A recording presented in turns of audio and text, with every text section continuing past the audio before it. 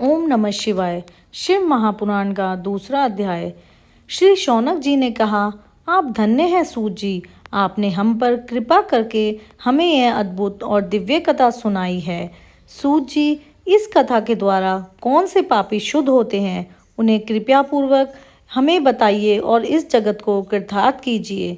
सूत जी बोले, मुनि, जो मनुष्य पाप, दुराचार तथा काम, क्रोध, मद, लोभ में डूबे रहते हैं, वे भी शिव पुराण पढ़ने अथवा सुनने से शुद्ध हो जाते हैं तथा उनके पापों का पूर्णतः नाश हो जाता है। इस विषय में मैं तुम्हें एक कथा सुनाता हूँ। बहुत पहले की बात है। किरातों के नगर में देवराज नाम का एक ब्राह्मण रहता था।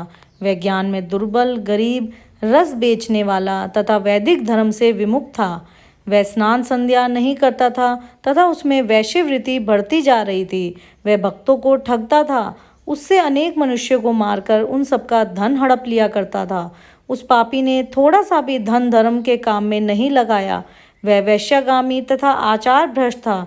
एक दिन वह घूमता हुआ देवयोग से प्रतिष्ठानपुर प्रयाग जा पहुंचा। वहां उसने एक शिवालय देखा जहां बहुत से साधु महात्मा एकत्र हुए थे। देवराज वहीं ठहर गया। वहां रात में उसे बुखार आ गया और उसे बड़ी पीड़ा होने लगी। वहीं पर एक ब्राह्मण देवता शिव पुराण की कथा सुना रहे थे। बुखार में पड़ा देवराज भी ब्राह्मण के मुख से शिव कथा को निरंतर सुनता रहता था। एक मास बाद देवराज बुखार से पीड़ित अवस्था में चल बसा। यमराज के दूत उसे बांधकर यमपुरी ले गए।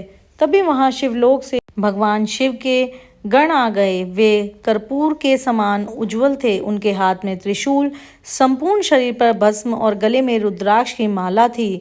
उन्होंने यमराज के दूतों को मार पीट कर देवराज को यमदूतों से बचा लिया और वे उसे अपने अद्भुत विमान में बिठाकर जब कैलाश पर ले, तब यमपुरी में कोलाहल मच गया, जिसे सुनकर यमराज अपने भवन से बाहर आए।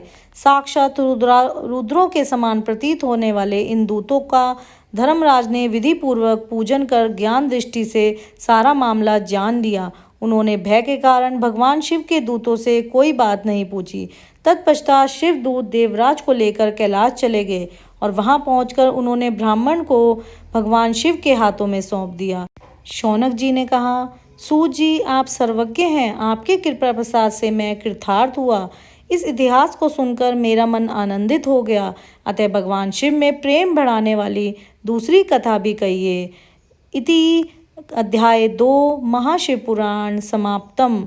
बोलो शिवजी भगवान की जय, भोले बाबा की जय, शिव महापुराण की जय। ओम नमः शिवाय। अब अगला अध्याय 3 हम सुनेंगे कल। और अगर आपको ये वीडियो अच्छी लगी हो, please subscribe, like and don't forget to share.